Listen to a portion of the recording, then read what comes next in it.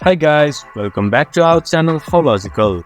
Today in this video I'm going to show you how to log into your Arkansas sales tax portal.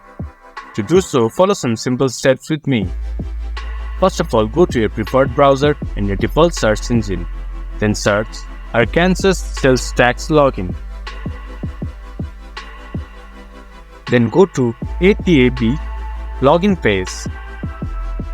Once the page has been loaded up, enter your username at the right corner.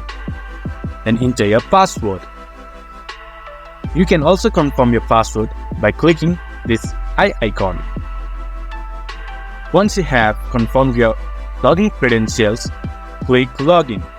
Then you should be able to access Arkansas sales tax login portal.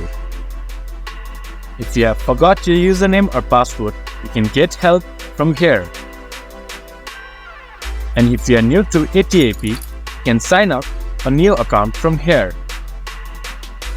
This was for today's video. If you guys find our video helpful, please leave a like and comment. And do not forget to subscribe our channel and hit the bell icon. I'll see you guys again in our next video. Thank you.